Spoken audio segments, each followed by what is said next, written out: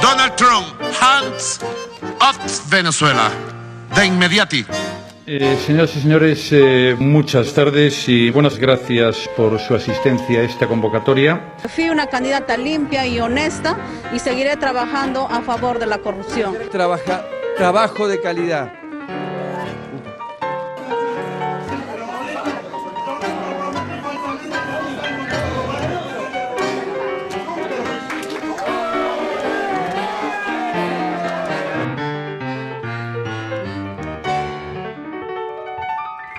Hola a todos, bienvenidos a un nuevo capítulo del podcast Cambalache. En esta oportunidad vamos a estar hablando de un tema sumamente relevante que estuvo en la agenda de estas últimas 2-3 semanas y que constituye una de las problemáticas más importantes quizás de las relaciones internacionales de estos últimos quizás 70-80 años.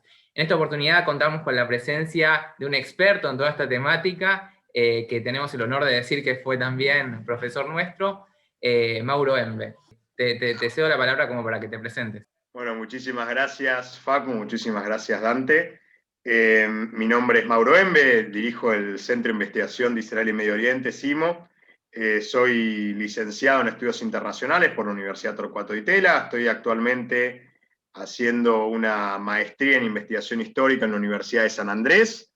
Soy docente, también profesor de Historia del Pueblo de Israel en el Colegio Horta Argentina, además de ser profesor de práctico de Historia Argentina en la Universidad Torcuato Di Tella y también de Historia Latinoamericana. Así que bueno, ustedes dirán. Bueno, como para comenzar, quizás para introducir a aquellos que están fuera de la temática, nos gustaría que hagas un breve raconto de los hechos que ocurrieron en Israel y en la Franja de Gaza en las últimas 2 o 3 semanas y bueno, cómo va evolucionando esta situación. Muy bien. Yo diría que los últimos acontecimientos se dieron en un marco de una alta politización de algo que ya de por sí siempre fue politizado, y no solo eso, sino en un marco de un extremismo de los dos lados, lamentablemente de los dos lados, que cada vez está creciendo más. Debo decir lo siguiente de todas maneras. Cuando hablamos de radicalización en términos numéricos, aquellos radicales o extremistas palestinos ya hace bastante tiempo suelen ser bastante más que aquellos radicales israelíes judíos, conocidos también en hebreo en Israel como Datim Leumim, o religiosos nacionalistas, que son aquellos que principalmente impulsan los asentamientos en Cisjordania. Numéricamente, si bien es cierto que gran parte de la población palestina, por otros motivos, digamos, yo siempre lo llamo así, por el fracaso de la rama secular, no religiosa, dentro del mundo árabe para responder al Estado de Israel, luego de ese fracaso, tuvo como un auge exponencial desde la década del 80, el sector extremista fundamentalista religioso del lado de Israel, donde estas voces han sido históricamente minoritarias y lo siguen siendo, lamentablemente cada vez son mayores. Y los acontecimientos de las últimas 2 semanas, ni siquiera 3, todo esto pasó en 10 días, literalmente en 10 días, entre que empezó el conflicto con la Franja de Gaza, con Hamas, con los más de 3.000 cohetes hasta el día de ayer, donde, en realidad el día de hoy, ayer aquí en la Argentina, hoy en Israel y en Cisjordania, donde se acordó un cese de fuego, tiene que ver con un caso que aparentemente comenzó como un juicio entre privados, donde una corte israelí, que es de hecho un poder extremadamente independiente del poder político, aunque bueno, este juicio, este fallo, quizás tuvo una motivación política, no lo podremos saber, donde una familia judía de este grupo nacionalista ortodoxo judío reclamaba unos territorios en el barrio Sheikh Jarrah de la parte oriental de Jerusalén, que Israel unificó luego de la guerra de los 6 días, muchos familiares de un grupo de judíos que había comprado esa tierra a los otomanos en el siglo XIX, reclamaba esa tierra para ellos, donde decían estaban viviendo ilegalmente familias árabes palestinas que vivían ahí desde el 48 o antes. Digamos, estamos hablando de un reclamo de una familia que dice que ese territorio fue comprado en la década de 1860 al Imperio Otomano, y familias árabes palestinas que dicen que están ahí desde la conquista de Jordania, de lo que hoy en día es Cisjordania, luego de la guerra de 1948. Finalmente, la Corte israelí parece que falló a favor de que la familia judía se quedara con el lugar, ya que la familia palestina se negaba a pagar impuestos y autorizó su demolición, aunque lo dejó en stand-by luego de ver toda la repercusión que tuvo. Inmediatamente, este caso se hizo muy viral, entendiendo que en el mundo de la actualidad, las redes sociales, etcétera, todo se corre la información demasiado rápido. Además, en la última semana de Ramadán, el mes más sagrado para los musulmanes, muchos palestinos, algunos con nacionalidad israelí, otros sin nacionalidad israelí, en Masjid al-Aqsa, en la mezquita de Al-Aqsa, en los rezos durante Ramadán, empezaron a cantar, entre otras cosas, por ejemplo, Ya Qassam y Ya Habib, para que bombardee Tel Aviv, el cohete Qassam, que es el principalmente utilizado por el grupo terrorista Hamas, que bombardee Tel Aviv. Lo mismo, 2 semanas antes en Jerusalén se dio una manifestación de judíos nacionalistas ortodoxos diciendo muerte a los árabes, cuando el 20% de la población israelí es árabe. Estamos hablando de una población que lamentablemente del lado palestino ya se radicalizó hasta bastante y que lamentablemente también del lado israelí cada vez es un porcentaje mayor. Empezaron los disturbios en Masjid al-Aqsa, en lo que se llama la explanada de las mezquitas, contra la policía. La policía respondió con dureza, respondió a los manifestantes violentos que estaban tirando cascote contra la policía, y finalmente la Mishtará, que es la policía israelí, terminó entrando a Masjid al-Aqsa, la mezquita de Al-Aqsa, porque hacia adentro se ocultaron, digamos, ciertos manifestantes violentos en este caso, y también se encontraron cascotes y todo lo que sea, incluso fuegos artificiales, porque atacaron a la policía con fuegos artificiales, y la policía ingresó a la mezquita para sacar a los manifestantes y a todo el material que estaban utilizando. Inmediatamente, dentro de todo el mundo musulmán, y no solo el mundo árabe, sino dentro de todo el mundo musulmán que excede a lo que es el marco árabe, sino todo el mundo que es musulmán, cayó bastante mal que la policía israelí haya entrado al tercer lugar más sagrado de los musulmanes luego de la Meca y Medina. Las ciudades, ¿no? Al-Quds, Jerusalén, luego de la Meca y Medina, la Masjid al-Aqsa, la mezquita de Umar. Luego Hamas aprovechó la situación para jactarse de ser el líder, digamos, dentro de la cuestión política palestina, porque recordemos también que este conflicto se da en el marco de la cancelación de las elecciones después de 15 años en la Autoridad Nacional Palestina por Mahmoud Abbas, el presidente de la Autoridad Nacional Palestina.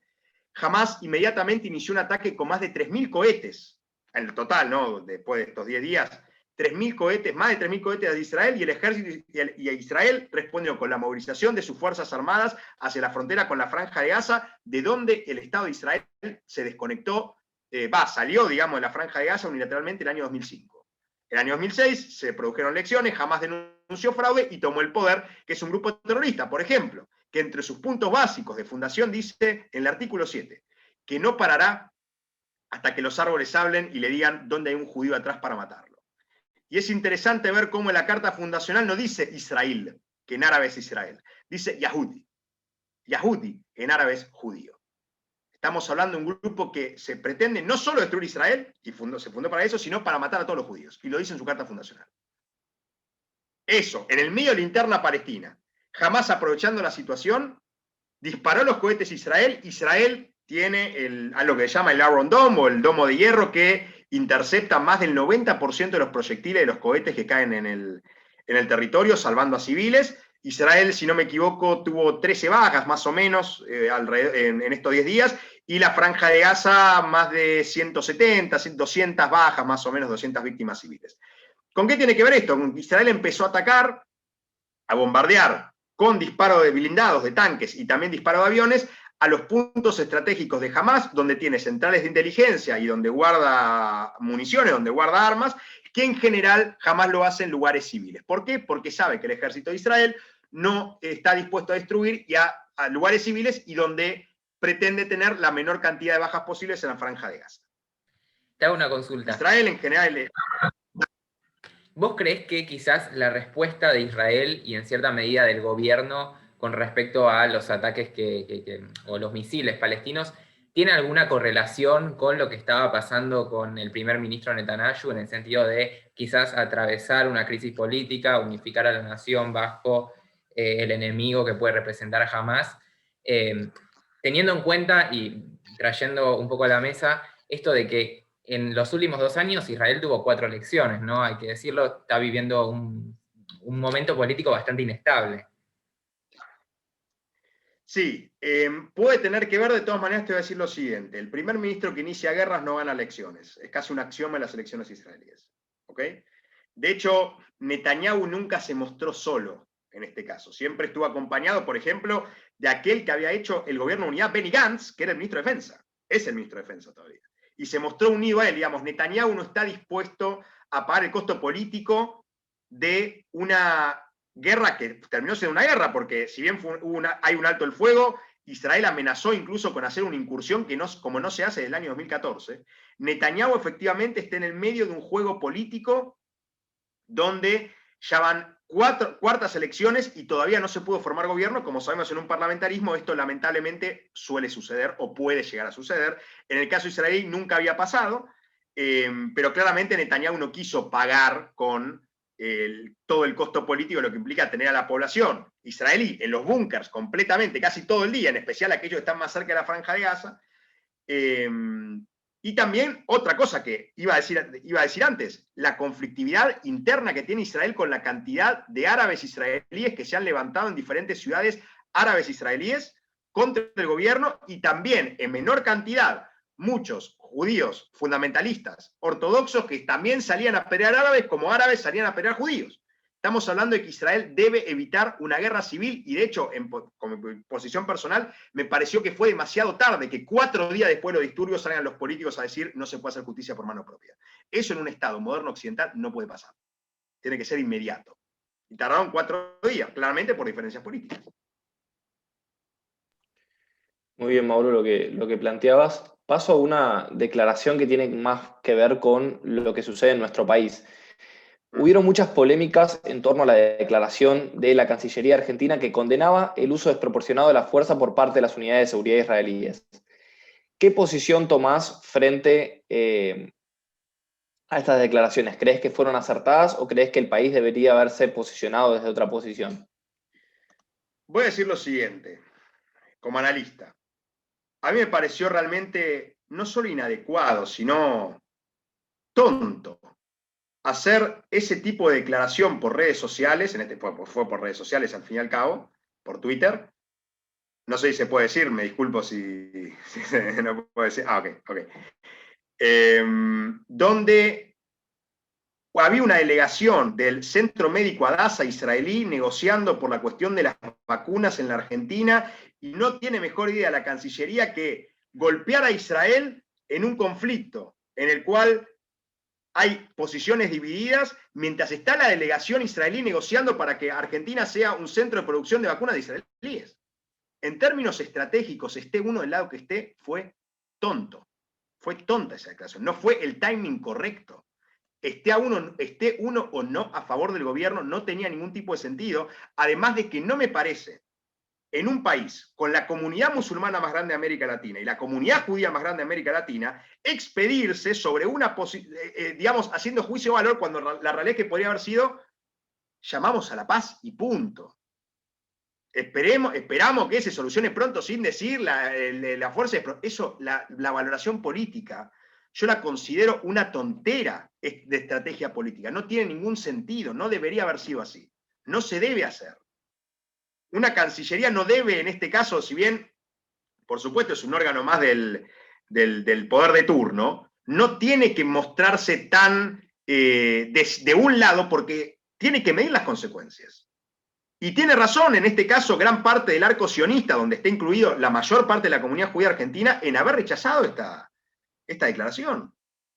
Porque, en primer lugar, estamos hablando de un grupo terrorista que lanzó más de 3.000 cohetes, y donde Israel respondió con fuerza militar, porque tiene uno de los ejércitos más poderosos del mundo, y porque tampoco dijo que esa fuerza desproporcionada es aquella misma que avisa a los civiles 3 horas antes de disparar para que salgan del edificio. Yo les hago una pregunta. ¿Cómo puede ser que aparezcan videos de Gaza apuntando o filmando un edificio 10 segundos antes de que el misil del avión israelí lo destruya. Porque claramente saben que va a ser ahí la demolición. Saben que va a ser ahí donde va a atacar Israel, porque Israel lo avisa. Porque ¿qué ejército de este mundo avisa dónde va a atacar al enemigo? Ninguno, solo el israelí. Porque protege las vidas civiles. Y no me parece que la Cancillería haya hecho el mejor análisis del caso, aunque entiendo también que la postura política del sector que hoy en día gobierna, al menos de un sector de la coalición que hoy en día gobierna, siempre estuvo alineado con la causa palestina, y esto fue así desde la década de 1970.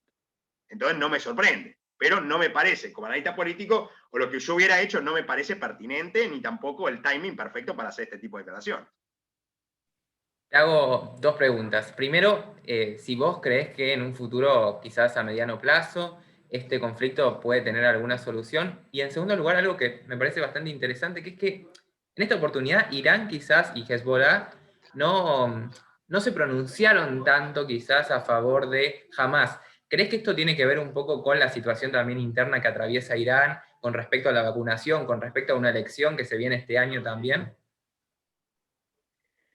A ver, yo coincido en este caso, pienso que todo lo que pasa en Medio Oriente está inscrito en dos cosas centrales. Toda acción, incluidas elecciones, y todo lo que pasa en Medio Oriente está incluido en dos cuestiones centrales.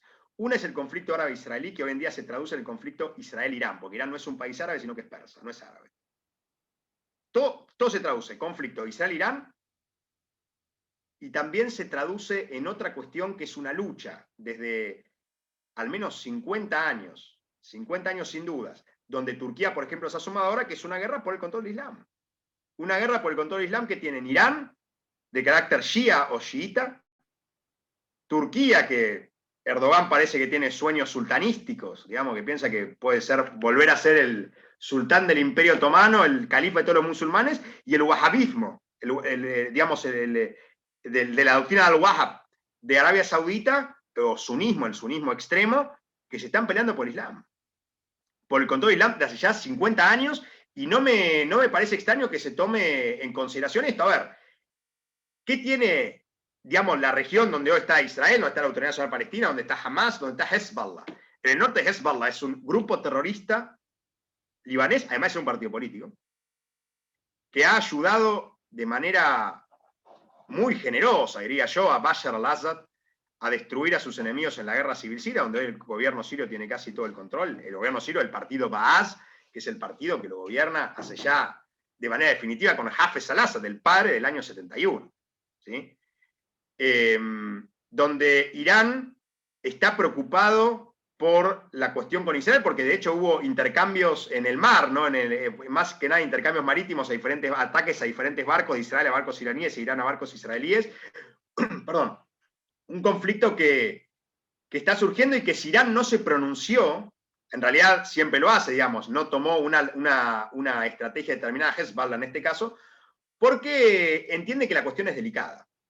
Y claramente me parece que Hamas es un grupo mucho más débil que Hezbollah. Es un grupo terrorista que, por ejemplo, tiene cohetes y no misiles, no tiene la capacidad de dirigir sus proyectiles, sino que simplemente los lanza. Es un grupo que en la misma franja de Gaza tiene el poder disputado con la Yihad Islámica Palestina, que es financiada por Irán, si bien es de carácter sunna, si bien es sunita, es financiada por Irán. Y donde Irán ahora también está jugando con la política exterior estadounidense. Con la política exterior estadounidense de la coalición demócrata, porque yo no creo que Biden sea en este caso el presidente del Partido Demócrata, sino de una coalición demócrata muy heterogénea. Porque creo yo que tener Biden como el representante del conservadurismo demócrata, teniendo gente liberal o progre, digamos, en cierto sentido, como se dice aquí, en la coalición, en el Parlamento, no voy a dar nombres para no entrar en detalles, pero está en un juego muy fino, digamos, fue el que dijo Israel tiene derecho a defenderse, pero también es el que dice hay que poner un cese a las hostilidades. No es Trump, pero tampoco es Obama. ¿Se entiende? Es como un híbrido que tiene que mantenerse en la región, y por supuesto las elecciones en Irán van a marcar el rumbo, porque no fue lo mismo Ahmadinejad que Rouhani. No es lo mismo, no es lo mismo. Y también hay que ver cómo termina Irán, porque Irán es un régimen teocrático. Algunos dicen que busca la bomba atómica o un arma nuclear para poder disuadir a sus enemigos, pero es el mismo Estado que amenaza constantemente con la destrucción a Israel, que es el pilar de Occidente en Medio Oriente. Entonces, creo que todo conflicto, incluso algo más, el conflicto entre Azerbaiyán y Armenia, se pueden ver en este contexto. ¿Por qué? Porque Turquía apoyaba a Azerbaiyán y Armenia apoyada por Irán. Entonces estamos en un contexto donde todo tiene que ver con todo, y lamentablemente Medio Oriente hace más de 50 años, 60 años, es un polvorín. Uno enciende una chispa y se prende todo fuego. Vale a recordar incluso las protestas civiles de la primavera árabe, que ya son 10 años, fue en el 2011. Donde el movimiento más grande estuvo en Egipto, donde sacaron a Mubarak, a Hosni Mubarak, que terminó asumiendo un presidente, la hermandad musulmana Morsi, por 2 años, hasta que fue derrocado por un golpe de Estado con Al-Sisi, que es el presidente actual. Digamos, es muy compleja la situación. Muy compleja, y todo se puede hilar con todo. Creo que es lo que siempre pasa, por eso los analistas tratamos más o menos de dar una visión más clara, porque aparentemente todo está relacionado. Y lo peor es que es cierto, está todo relacionado. Es así. No se puede desligar de nada, y los gobernantes tienen, por un lado, lo que se ve, y por otro lado, pensar qué va a ser el enemigo. En todas partes del Medio Oriente. Esto es así. No es Europa, no es Unión Europea. Yo creo que Medio Oriente hoy se parece mucho más a lo que siempre fue Europa antes de la Unión Europea, o antes de la Segunda Guerra Mundial. Creo que estamos en una época, o al menos en una situación relativamente parecida. Bárbaro, Mauro, muchas gracias. Como para cerrar, me gustaría preguntarte cómo crees que puede evolucionar la situación actual en la Franja de Gaza, y si crees que el cese al fuego es una situación sostenible, o si hay presiones estructurales para que el conflicto continúe. Yo creo que el cese al fuego es algo temporal. Te voy a decir por qué. Porque no es noticia, no suele ser noticia, pero prácticamente todas las semanas caen cohetes de Hamas en el territorio israelí. Como prácticamente todas las semanas Israel estaba bombardeando con sus aviones F-35 posiciones de Hezbollah en Siria. En Medio Oriente siempre suceden estas cosas, solo que parece que tiene que haber 3.000 cohetes para que llame la atención, pero no es algo nuevo. Un cese al fuego significa bajar de 3.000 cohetes a 5 por semana. Eso, lamentablemente, es un cese al fuego, que no es una paz. Y yo no sé cómo Israel estaría dispuesto a hacer la paz con alguien que juró destruirlo y que se formó para destruirlo. Es bastante complicado. Digamos, no es Al-Fatah, que relativamente se moderó después de sus posiciones radicales en los 60, 70, 80 y 90, principio de los 90. Para mí la situación por ahora va a cesar, porque Israel ya cumplió con sus objetivos de máxima, que era destruir la mayor parte de las posiciones militares de Hamas. Porque Israel también sabe que si Hamas pierde el poder en la Franja de Gaza, puede asumir la Yihad Islámica Palestina, que sería un satélite de Irán, y donde Irán estaría indirectamente rodeando a Israel desde el norte, y no solo desde Líbano, como antes con Hezbollah, sino también desde Siria, y con la Yihad Islámica Palestina en Gaza. Entonces me parece que todo se debe tomar con pinzas, que un cese al fuego nunca es un cese al fuego total en Medio Oriente, que la situación se va a estabilizar cuando los actores alcancen sus objetivos de máxima. Creo que, de hecho, fue muy subjetivo que jamás, después de los primeros cohetes que lanzó, ya estaba pidiendo el cese al fuego con Egipto. Ya estaba pidiendo a Egipto que me diera para el cese al fuego. Después de los primeros cohetes, no después el cohete 1000, después el cohete 2, 10. Y que Israel va a estar dispuesto a hacer la paz siempre y cuando cumpla los objetivos de máxima, que es basta el terrorismo. Y jamás va a estar dispuesto a hacer la paz con Israel, yo creo que nunca. Y si es lo que soy sincero, porque si es un grupo que se fundó para destruirlo, para destruir al Estado judío, no puedo vislumbrar una situación, y yo creo que todo este conflicto es completamente menor, incluso para la mesa de seguridad de Israel, de defensa de Israel, es extremadamente menor al peligro que representa Irán y que tenga un arma nuclear. Que algunos ven como positivo porque puede dar balance de poder a Medio Oriente, y otros ven como potencialmente destructivo por ser un régimen paria del orden internacional, al menos occidental, y que le ha declarado la guerra a Occidente desde el año 1979. Bueno, muchas gracias, Mauro, por todas tus reflexiones, sin duda muy valiosas en esta época de conflicto internacional. Les agradecemos a todos por escuchar, y nada, muchísimas gracias. Hasta luego. Nos vemos.